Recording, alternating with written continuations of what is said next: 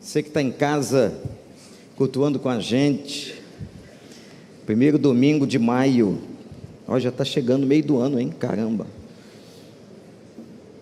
Eu queria que você desse uma olhadinha para a pessoa que está do seu lado, pode ser que seja um parente, um marido, uma esposa, um filho, um amigo. Dá uma olhadinha, gente boa, não é? Hein? É ou não? Mais ou menos? Que isso, irmão?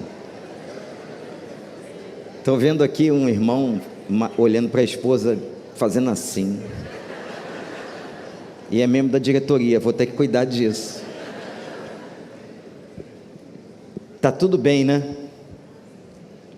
Fica uma semana com ele. Faz uma viagenzinha. Uma das coisas mais difíceis da vida são os nossos relacionamentos. Existem duas palavras, dois verbos que nós vamos cuidar aqui, vamos tratar aqui. Eu quero convidar você a abrir na carta aos Hebreus, capítulo 12. Hebreus 12, verso 14 e 15. O primeiro é o verbo esforçar.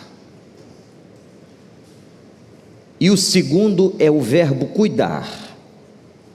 Você que gosta de anotar as palavras aqui ditas, você que está em casa ou aqui com a gente, diz assim: esforcem-se para viver em paz com todos e para serem santos.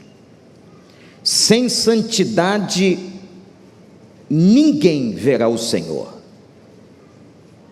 Cuidem que ninguém se exclua da graça de Deus, que nenhuma raiz de amargura brote ou cause perturbação, contaminando muitos. O primeiro verbo é o verbo esforçar.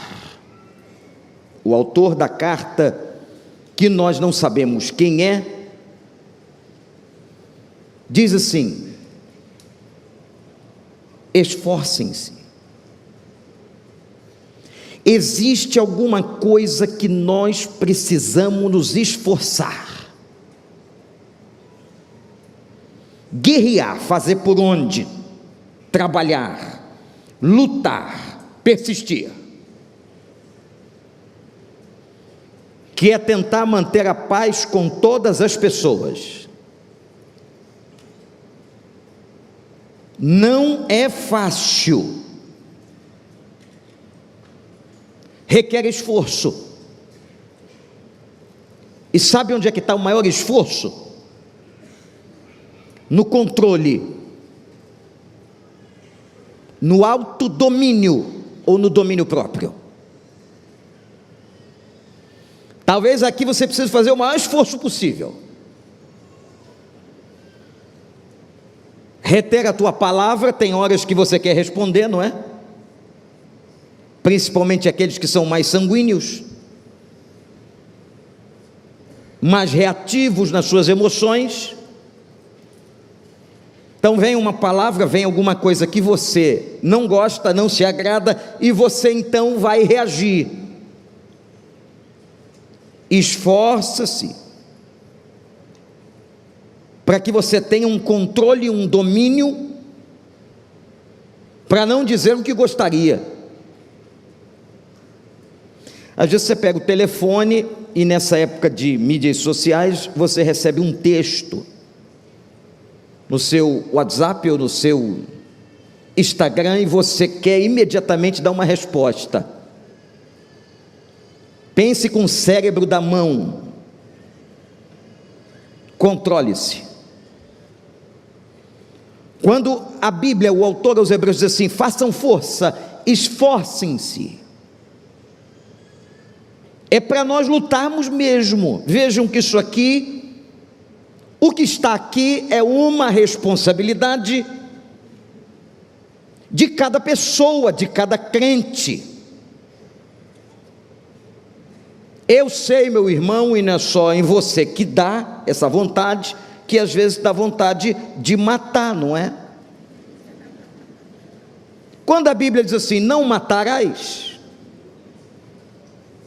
e nós já pregamos isto quando fizemos uma série sobre os 10 mandamentos, não é só você, e Jesus reiterou isso, não é só você chegar, pegar um revólver e cometer um homicídio. Não, eu posso matar uma pessoa de uma outra maneira, e tem gente que até merece, mas não pode. Porque a ordem é a seguinte, quando você quiser matar alguém, a ordem é a seguinte, não matarás. Para que se mantenha a paz, é preciso guerrear. Parece antagônico, parece estranho, mas é verdade. Você tem que fazer um esforço enorme com o Espírito Santo. Pedir ajuda a Ele, clamar a Ele para que você possa, nos seus relacionamentos, sejam eles quais forem, manter paz. Olha para o texto, verso 14. Esforcem-se para manter a paz. Faça a sua parte, mas é verdade, irmãos, que tem pessoas que gostam de brigar. Aqui nesse auditório, estou vendo todo mundo, sei, olha, não tem ninguém aqui assim, olhando bem direitinho, mas por aí tem. Sabe aquele momento que você terminou uma discussão, colocou uma pedra, fala de outro assunto, toca na situação do Vasco, não adianta, o cara volta, a pessoa volta. É óbvio que às vezes nós estamos lidando, e o assunto hoje aqui é sério, com questões de patologia, com questões de enfermidade na alma, no coração das pessoas. Não vamos tratar disso aqui, mas há sim, às vezes, uma compulsividade de algumas pessoas em conflito, e é claro que Satanás vai entrar por essa porta. Então o autor aos Hebreus manda que nos esforcemos para fazer duas coisas: para ter paz com as pessoas e para que tenhamos uma vida santificada, que busquemos a santificação. Uma coisa está relacionada com a outra. Você não pode ter uma vida santificada se você vive nessa crise relacional o tempo todo. Então faça a sua parte. Ah, mas o outro, não, a questão agora não é o outro, a questão agora somos nós, eu e você. Palavra de Deus para você hoje de manhã. Você veio aqui adorar a Deus, você veio aqui celebrar o batismo dos seus parentes, amigos, mas a palavra de Deus para nós hoje é que nós tenhamos esforço e façamos esforço para manter a paz. Nós somos agentes da paz, nós calçamos o evangelho da paz. Então, onde nós entrarmos, onde nós formos, a porta que nós passarmos, que nós sejamos pessoas que levemos a paz. Amém, igreja? Amém. Ou não? Amém? Amém? Levemos paz. Se esforce. Segura a tua boca, segura a tua língua, o teu julgamento, mesmo que você esteja certo. E às vezes nós temos que guardar dentro do coração, pedir ajuda a Deus, para não dar uma resposta, para não ser malicioso, nem usar de maledicência. Existe aqui uma palavra de esforço. Gente, eu acredito muito na liberdade humana, muito. A minha teologia, a minha formação teológica, de que há muita coisa em cima do arbítrio, da decisão própria. Deus pode estar querendo e quer a sua salvação, mas você pode dizer não. Deus quer a sua santificação, mas você pode dizer não. Deus pode apontar um caminho para você e você dizer não. Deus não nos fez pessoas robotizadas, mas autônomas, com decisão, com volição, com vontade. E é muito importante que você entenda que você tem que ter vontade intencional de manter paz com as pessoas. Principalmente quando você vê que vem aquela pessoa mais problemática, mais complexa, que acho que problemático todos nós somos, em algum nível, mas há situações mais complexas realmente, que você guarde a tua boca, a tua expressão, porque se há uma coisa que relacionamentos causam, são feridas. E desde os relacionamentos que nós mais admiramos e amamos, eu tenho repetido já há algum tempo que aonde você às vezes mais sofre é onde você mais investiu amor. As pessoas que mais marcam o machucado do seu coração são aquelas que você mais admirou e mais investiu. Se você não investe, você não espera muito. Mas o quanto mais você investiu em alguém, e uma decepção veio, foi pelo seu alto grau de investimento. Portanto, o alto grau dos nossos investimentos nas relações é diretamente proporcional ao alto grau de decepção. Mas a vida é assim. O que a Bíblia vai nos ajudar é como nós convivemos com esse tipo de situação. E eu quero te tirar agora do lugar da vitimização. Aí eu sou sempre vítima de alguém que me machucou, alguém que me aborreceu, alguém que me traiu. Porque todos nós que estamos aqui na internet, qualquer lugar desse mundo, também já traímos, também já ferimos, com palavras, com gestos e com atitudes. E hoje de manhã, nesse mês de maio que começa, e a igreja tratando de relacionamento, como vamos tratar do aspecto e do pilar da comunhão, o Espírito Santo nos levou a que trouxéssemos à igreja uma palavra sobre o que esses relacionamentos às vezes causam em nós, mas também o que nós causamos nas pessoas. Essa nocividade, relacionamentos que se tornam nocivos, relacionamentos que deveriam ser aqueles relacionamentos que abençoam, que edificam,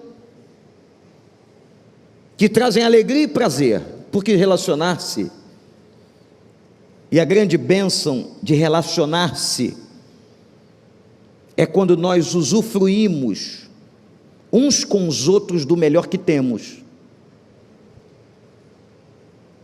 O gostoso seria que, quando eu me relacionasse com você, você comigo, você com alguém, esse alguém com você, é que nós dessemos um ao outro o que temos de melhor. Mas infelizmente,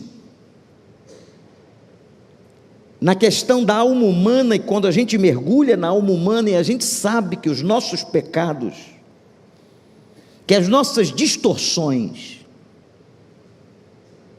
que os nossos equívocos de formação vão nos fazendo ferir, machucar. E é um aspecto tão interessante. Olha que eu tô descendo mais fundo. Que às vezes você na vida desconta em alguém do seu presente uma causa provocada por alguém do seu passado. Cuidado. Cuidado para não lançar sobre uma pessoa hoje alguma coisa que foi plantada não por esta pessoa, mas que lhe plantaram no coração há muitos anos atrás, e nós carregamos as feridas, as mazelas, as dores, os apelidos, os traumas, os ressentimentos. E você que não sabe, a Bíblia trata de tudo isso. E o autor agora aos Hebreus começa o capítulo 12, verso 14, pedindo a nós que haja esforço, boa vontade. Quando o anjo apareceu para anunciar a chegada do menino Jesus, ele disse: paz na terra aos homens de boa vontade. Tem que ter boa vontade. Como eu disse, tem que guerrear para ter paz, tem que se esforçar, tem que fechar a boca às vezes. Mas eu estou cheio de razão. Recolhe a mão, recolhe a palavra, não escreve não, porque isso pode gerar um movimento ainda mais adoecido, doentio, prejudicial na sua vida e na vida de uma outra pessoa.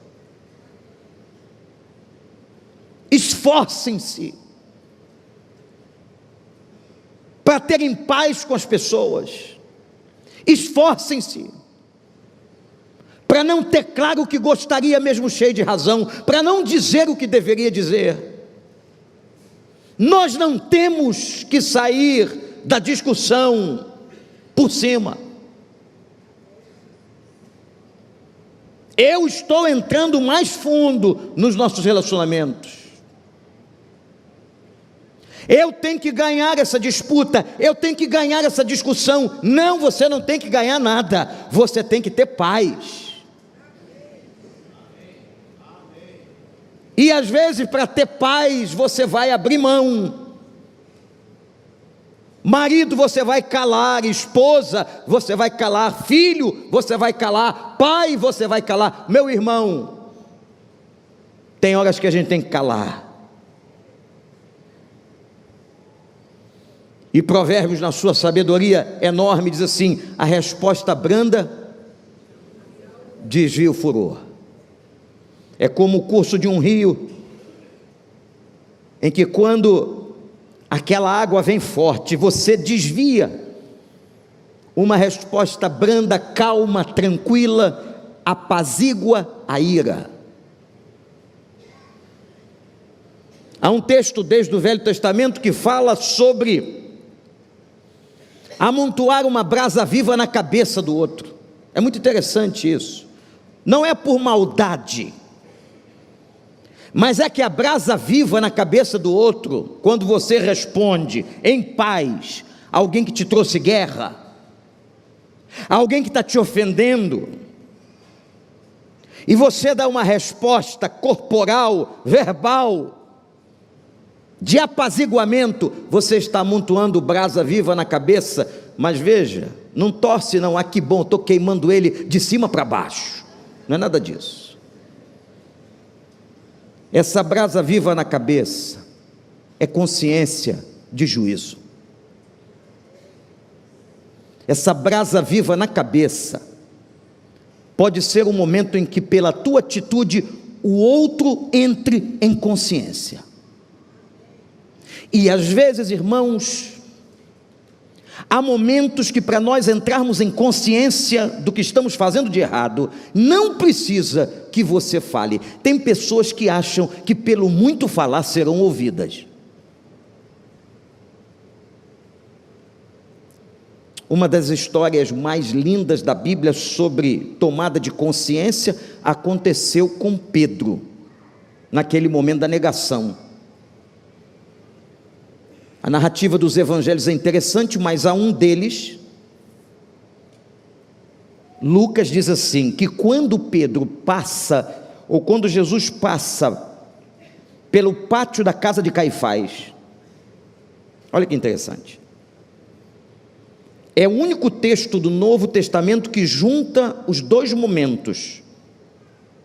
Pedro preso ali na casa de Caifás com aquelas pessoas,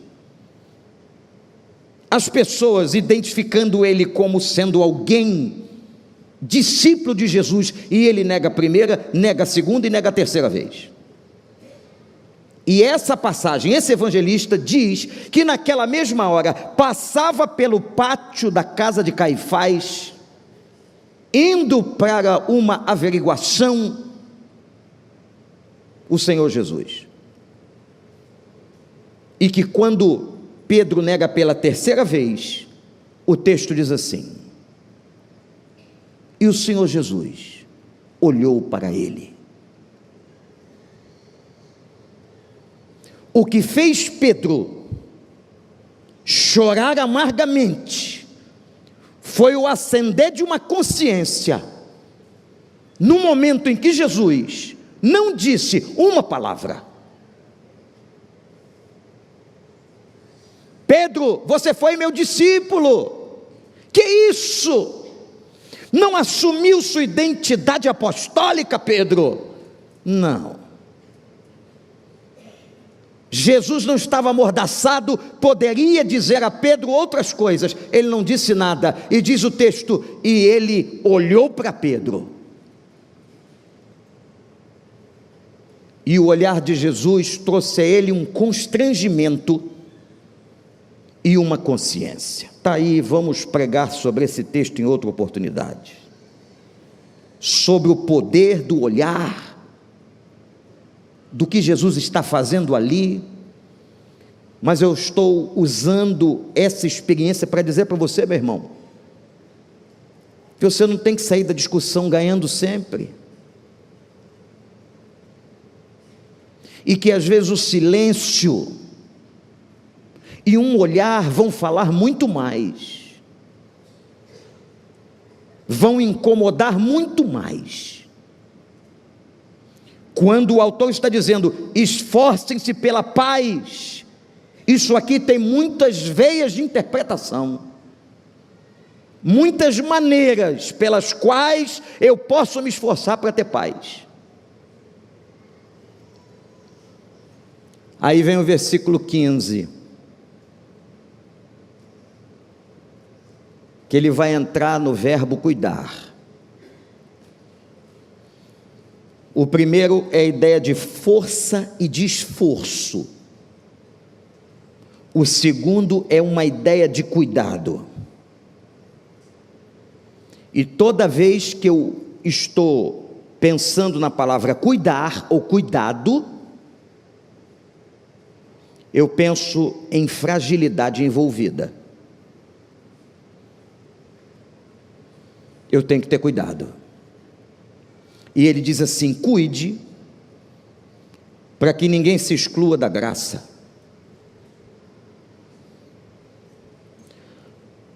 Os relacionamentos no versículo 14, quando não tem paz, geram feridas. Eu vou repetir, relacionamentos quando não há paz, geram feridas. E algumas dessas feridas foram provocadas há muitos anos atrás na sua vida e ainda não estão fechadas. E depois que o autor fala de relacionamento e santidade, ele associa as duas coisas e estão ligadas mesmo. Eu me esforçar para ter paz com as pessoas, tem a ver com o meu nível, o meu grau de espiritualidade, de santidade.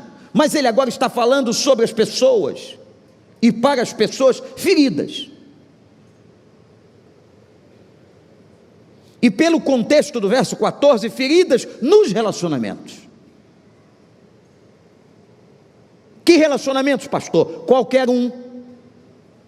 E eu volto ao que eu disse há pouco, levantando a tese que é a seguinte: quanto maior foi o investimento relacional, maior pode ser a ferida. Ninguém tem uma enorme ferida aberta por causa de um estranho, só se for num caso de violência.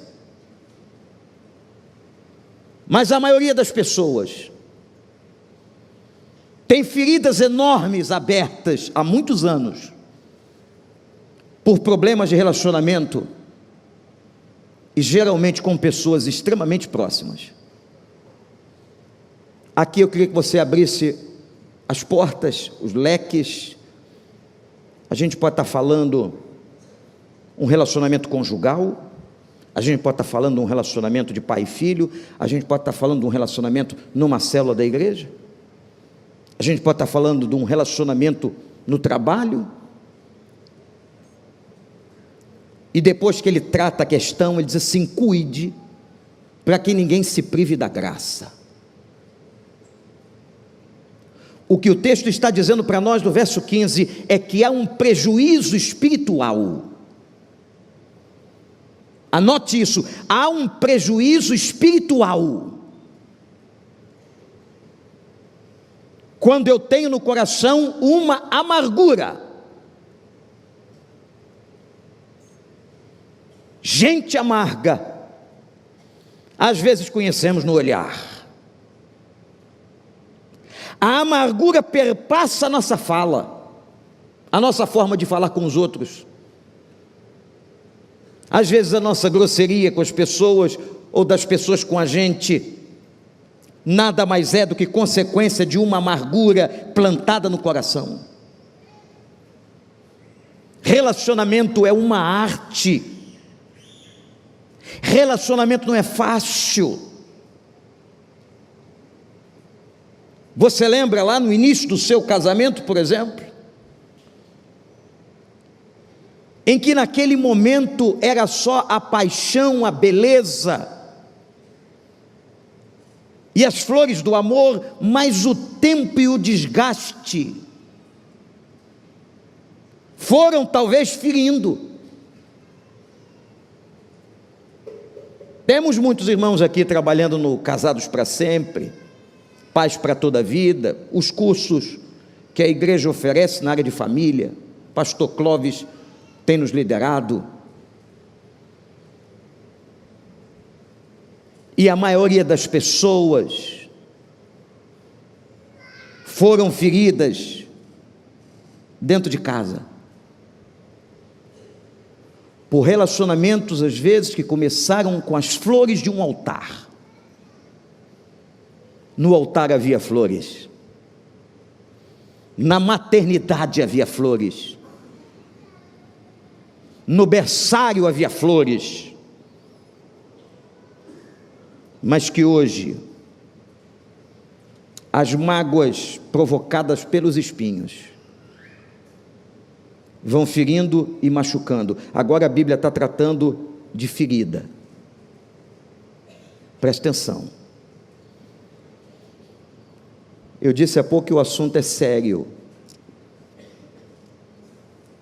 Uma das tendências nossas é pegarmos tudo isso que sentimos, a nossa experiência, e nós, como dizem os analistas, recalcamos.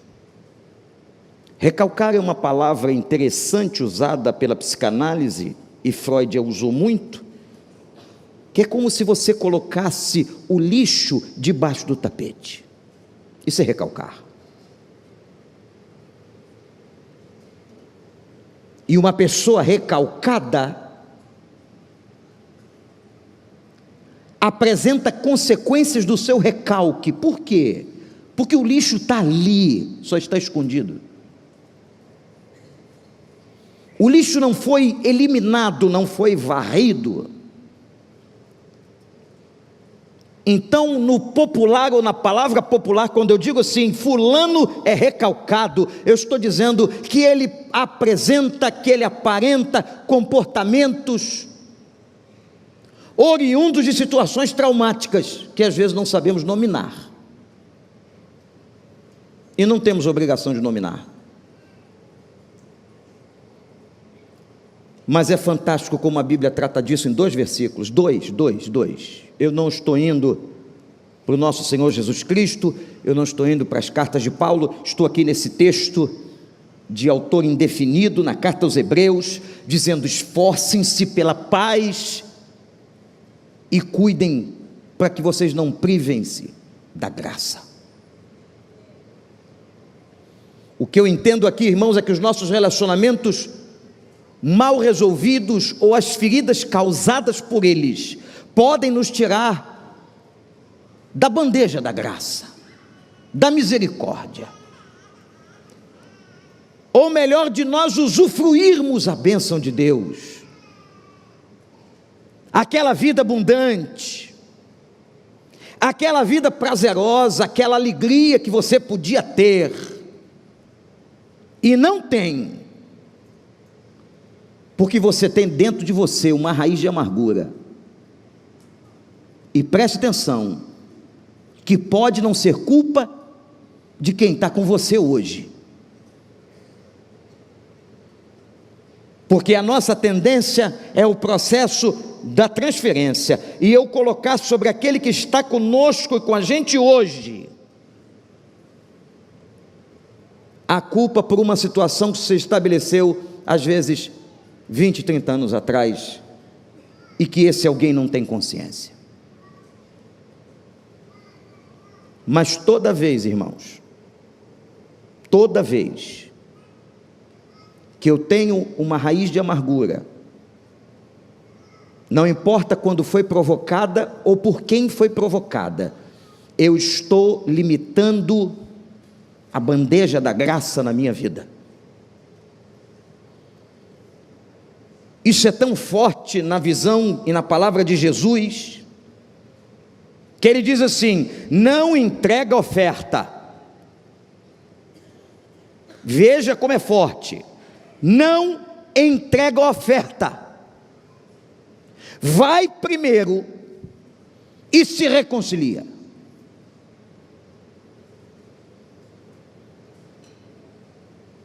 Alguém disse que se fôssemos levar essa palavra à risca, a igreja fecharia, que muita gente não ia poder entregar oferta. Eu estou mostrando como uma situação dessa, na visão do Cristo, da palavra de Deus, tem que ser tratada, não pode ser recalcada, escondida.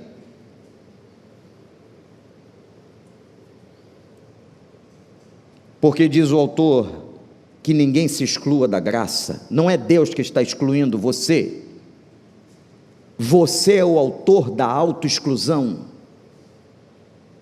Quando eu nutro no meu coração amargura, eu estou me excluindo da bênção.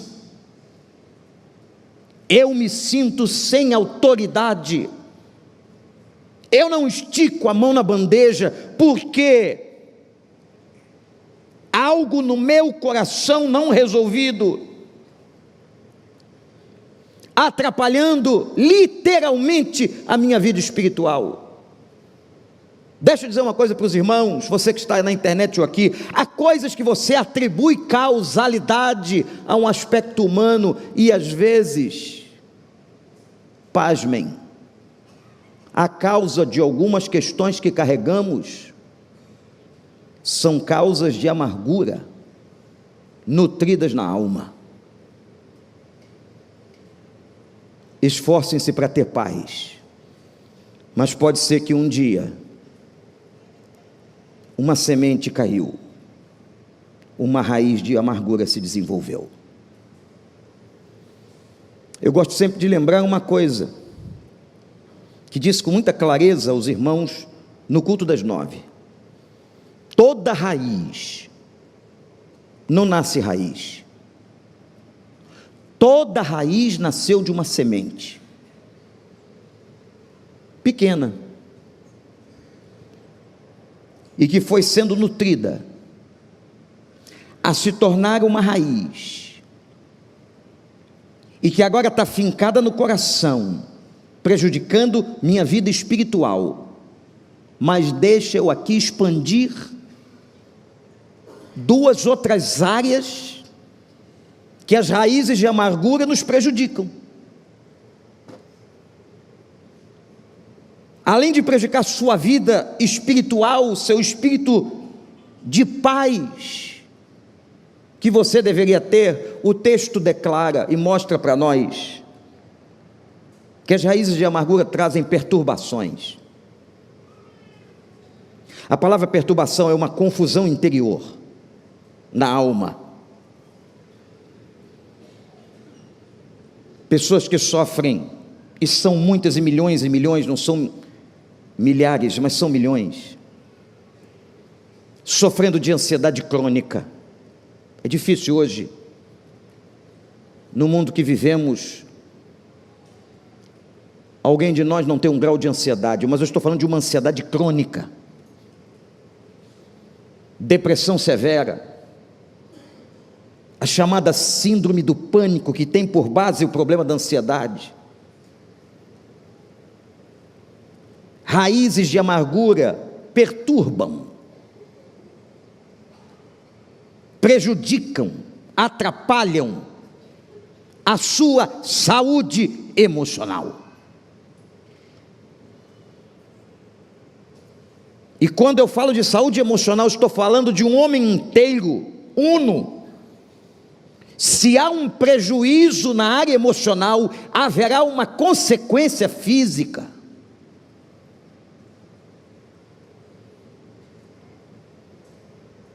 A ciência da psicossomática já nos mostra isso, que muitas das nossas enfermidades físicas têm origens emocionais. Raízes de amargura perturbam, está aí na Bíblia, causando um espírito inquieto, um problema que você não imaginava e achava que era por uma causa, é por outra. É uma raiz de amargura no fundo do coração. E existe uma outra área que o autor aos Hebreus nos leva a ver, que as raízes de amargura prejudicam primeiro nossa vida espiritual, nos privando da graça, mas as raízes de amargura, em segundo, prejudicam, trazendo-nos transtornos, desequilíbrios no campo da emoção. E terceiro, raízes de amargura contaminam os outros. Está na Bíblia. Está na Bíblia. Pessoas amargas vão amargar suas relações. Pessoas amargas vão amargar seus casamentos. Pessoas amargas vão amargar suas relações de trabalho. Pessoas amargas vão amargar a sua célula, pastor Marcos. E é claro que essas pessoas terão extrema dificuldade de ver que o problema não está fora, o problema está dentro. Colocamos-nos na posição da vitimização e achamos o culpado do lado de fora. Atenção, porque isso pode ser uma patologia, mas isso pode ser uma artimanha satânica, ou as duas coisas. Porque, gente, ninguém pode tratar alguma coisa da qual não tem consciência. Eu vou repetir, ninguém pode tratar alguma coisa da qual não tem consciência, seja físico, seja emocional, seja espiritual. Eu tenho que dar nome. Isso é duro, isso é cruel, Às vezes dizer assim: o problema é meu.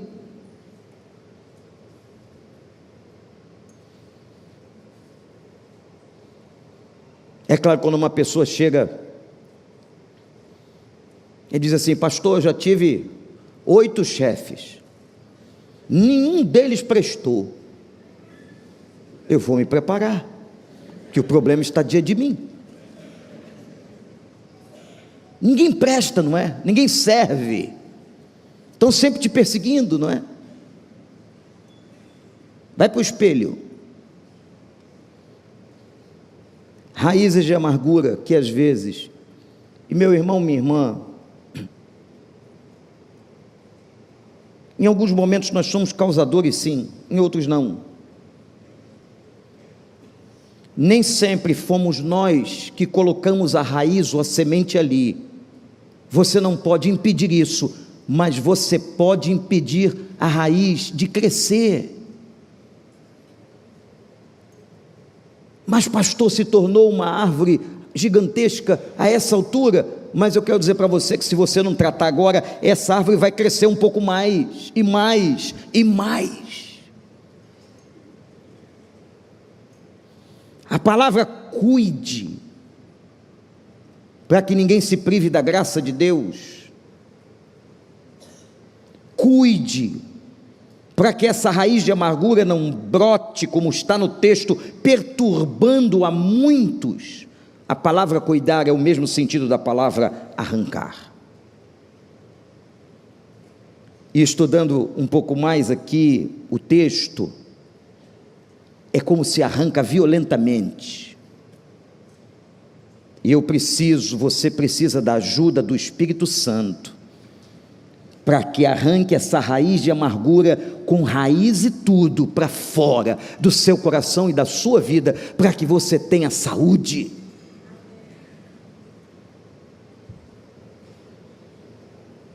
Pastor, perdoei alguém, até a dor nas costas desapareceu. Louvado seja Deus.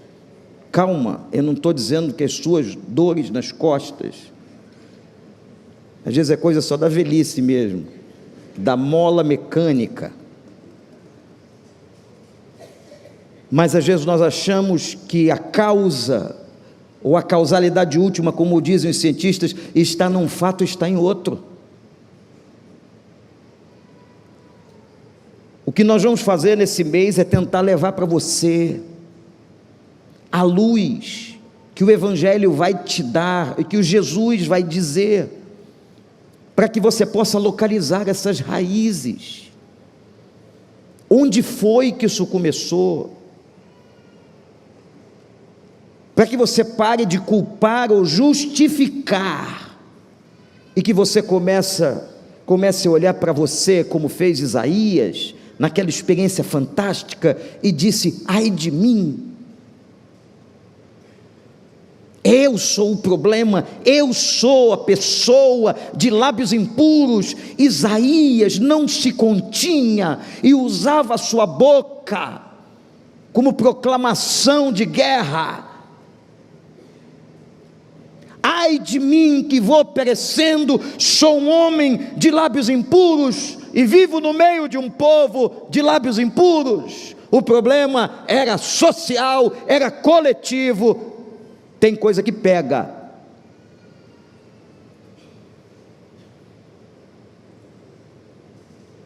São estudos muito clássicos que mostram que o comportamento pode ser absorvido por um grupo que convive junto, e pode ser um comportamento bom ou ruim. Existe um aprendizado coletivo, social, existe uma influência. Diga isso sempre ao seu filho: filho, tudo que estão dizendo para você, que é normal, que faz parte, será que faz mesmo? Será que é assim que a Bíblia diz?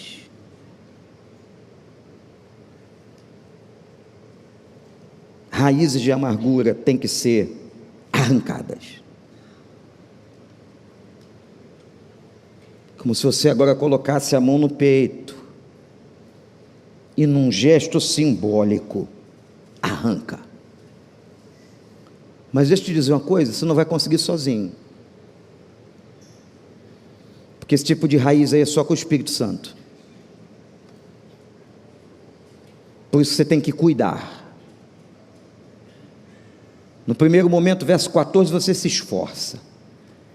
No segundo momento, você cuida.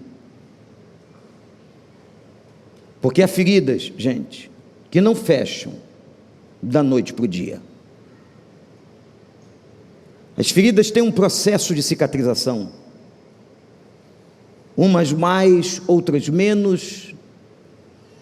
E muitas dependem do estado de saúde de cada um. O que você está levando que não tem que levar mais? Na palavra de hoje à noite nós vamos ver uma experiência de um homem que por muitos anos carregou uma pessoa. E para carregar uma pessoa, ela não precisa estar presente. Eu posso até carregar uma pessoa morta, literalmente, como se estivesse viva, só para mim. Olhe para a Bíblia. Esforce-se para viver em paz com todos e para serem santos. Verso 15: cuidem que ninguém se exclua da graça, autoexclusão, que nenhuma raiz de amargura brote e cause perturbação, contaminando os outros. Olha para mim.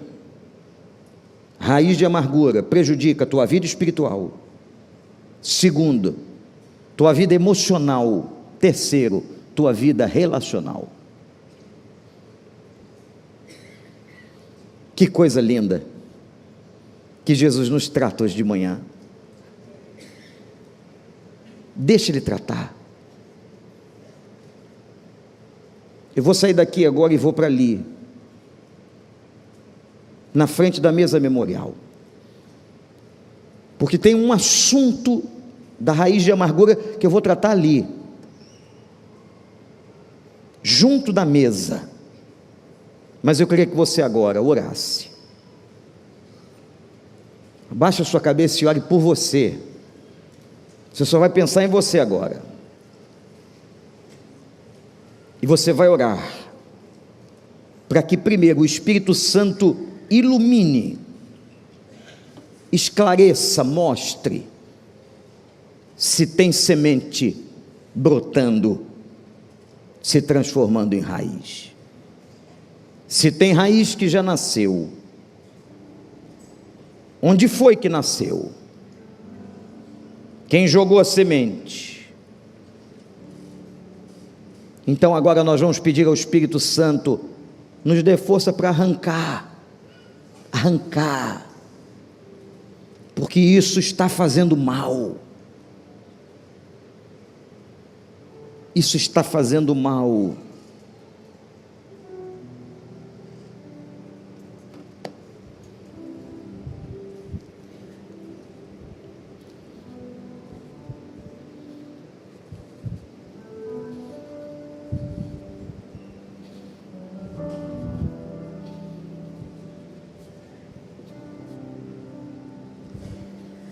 Sua morte ali na cruz, carregando a minha dor, você se expôs por mim, se entregou em meu lugar e me deu uma nova chance. Eu vou recomeçar. Vou deixar na cruz tudo que passou, tudo que ficou para trás.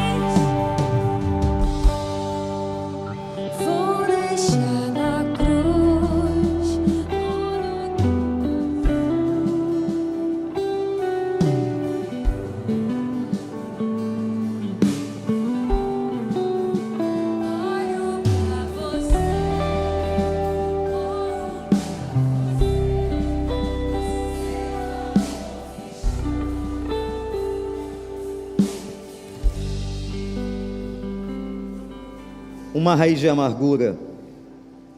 E eu disse que eu terminaria essa palavra aqui, porque o assunto que eu vou tratar agora foi tratado da mesma maneira. Uma das questões mais fortes, não é única, óbvio, eu não posso dizer que é a principal na vida sua, mas uma das coisas que mais feriram e ferem é a traição. Eu não estou falando aqui de traição conjugal. A traição conjugal pode estar incluída, mas eu estou falando em todo tipo de traição. Quando você investiu confiança, investiu tempo, investiu dinheiro, e recebeu um golpe de deslealdade,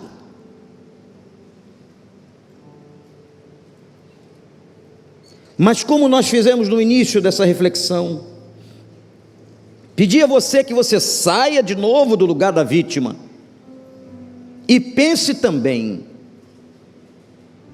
a quantas pessoas você traiu, a quantas pessoas você traiu a confiança delas.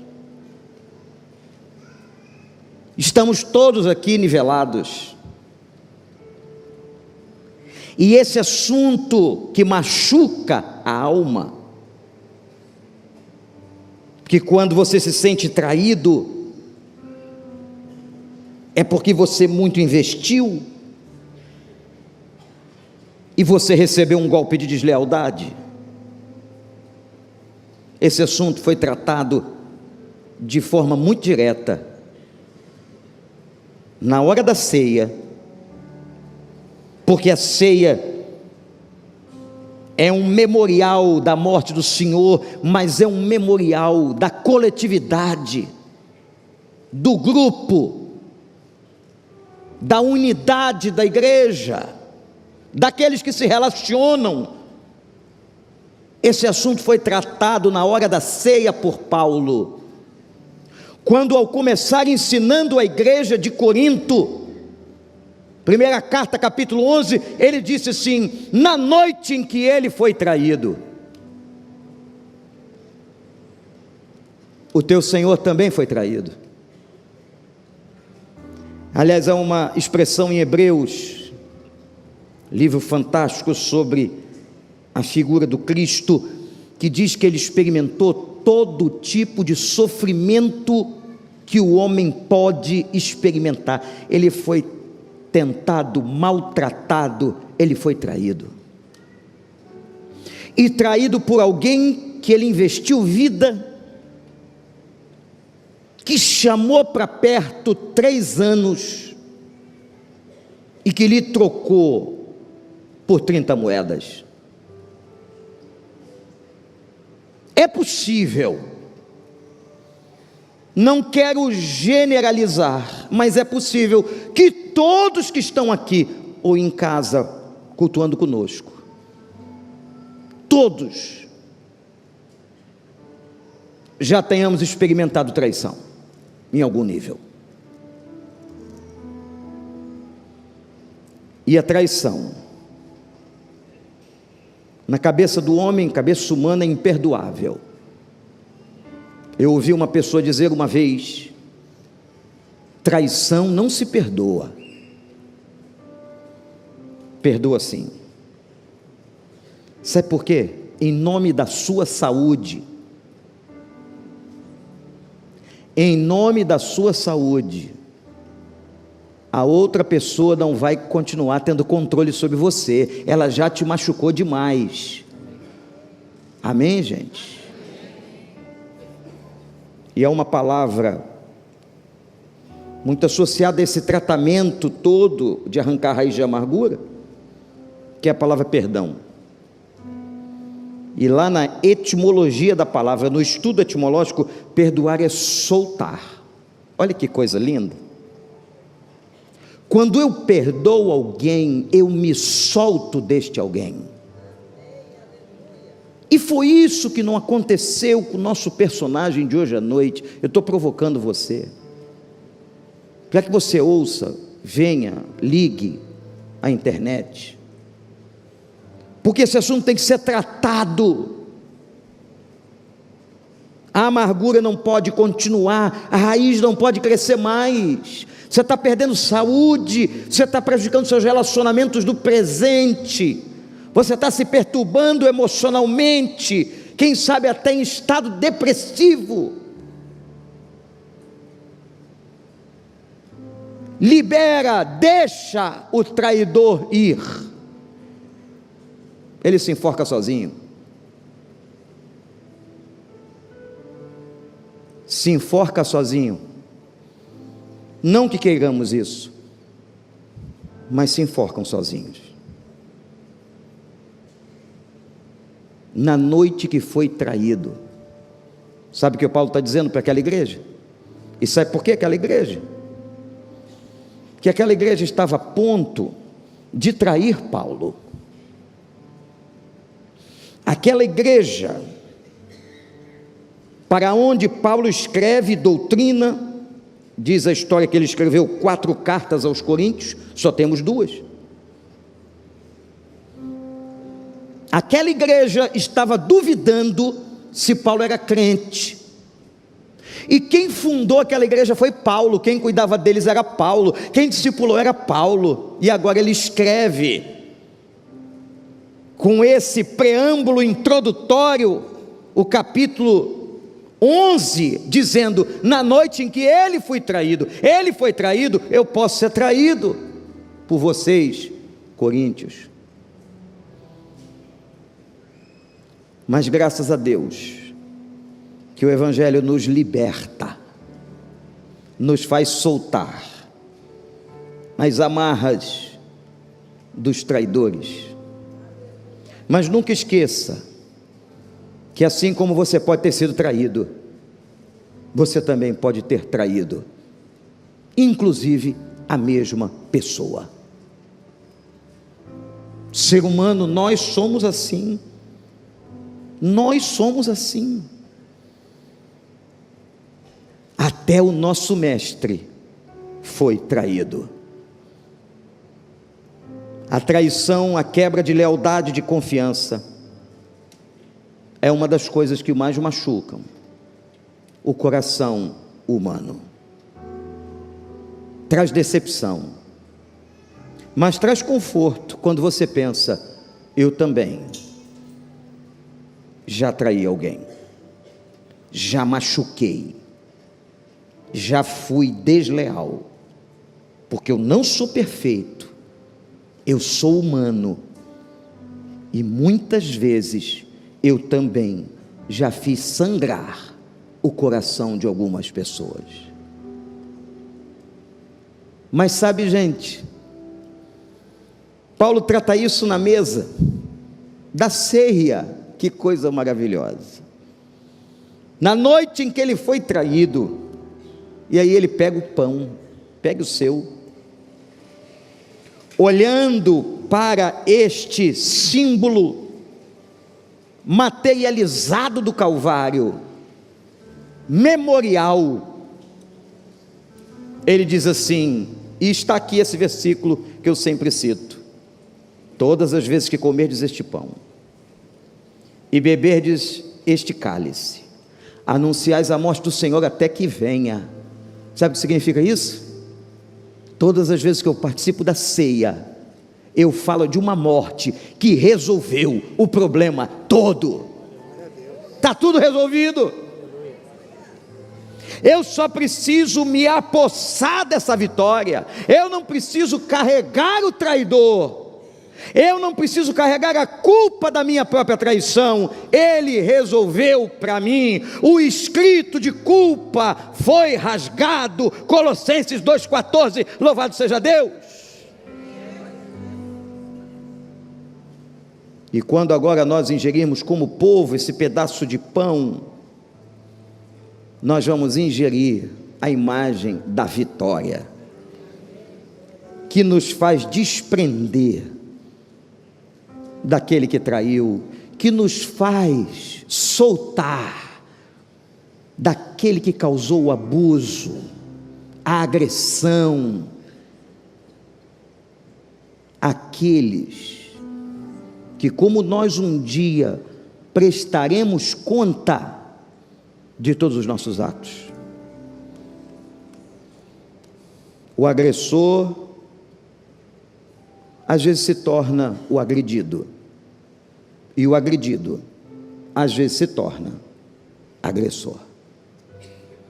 Por isso, olhe para o seu pão, dê graças a Deus que tudo está resolvido na cruz, que o Senhor vai enxugar dos teus olhos agora as lágrimas, a dor, e que você agora, em nome do Senhor Jesus, vai, com a ajuda do Espírito Santo, arrancar essa raiz.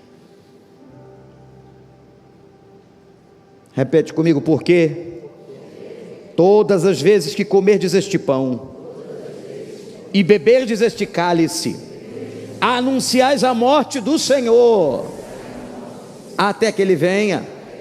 Com alegria, igreja, comamos juntos. Aleluia. Acabou não? Pegue o cálice. A imagem do sangue que resolve tudo está aqui.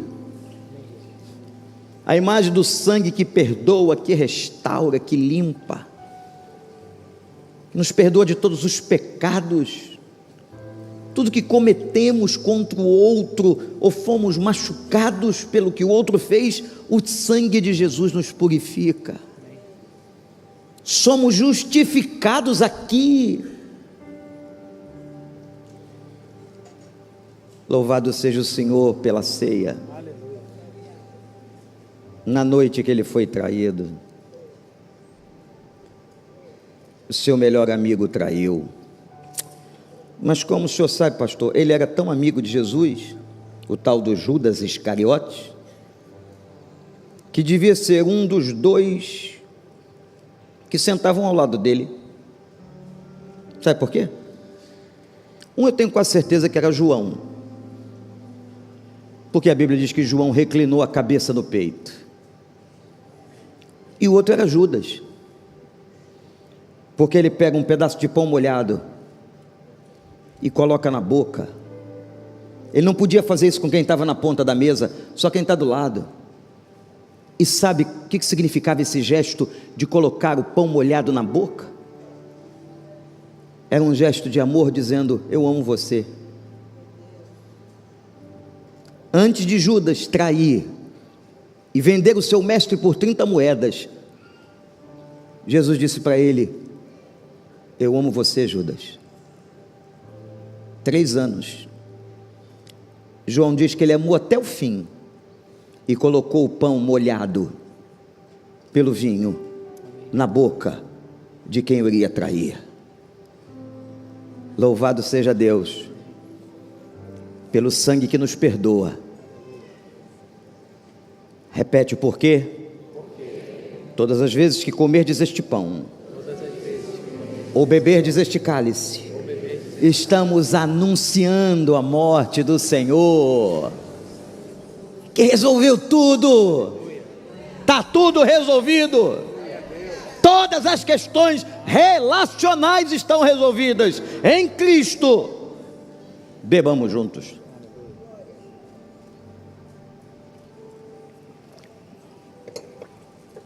Ninguém se prive da graça. Bota a mão assim no coração, ó. Você que está em casa aqui, fecha o olho e diz: Espírito Santo, arranca. Faz como se você estivesse fazendo um gesto de arrancar mesmo, com força. Arranca qualquer raiz do meu coração. Arranca agora, pelo poder do Senhor Jesus. Ah, como eu dependo desse amor.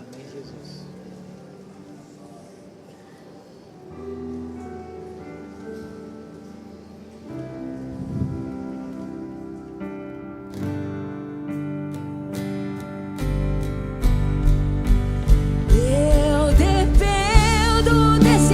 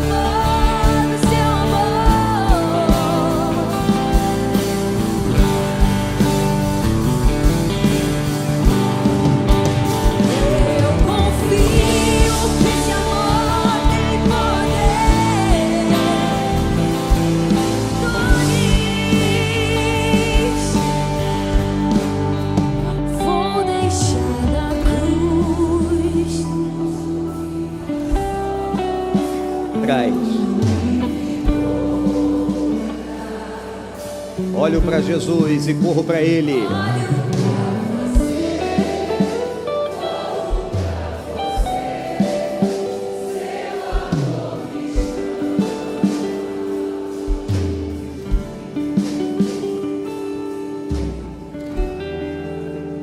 Que o amor de Deus, nosso Pai, a graça de Jesus, o seu Filho, e a comunhão do Espírito Santo estejam sobre nós, e por igual com todo Israel de Deus na terra espalhado, agora e para sempre.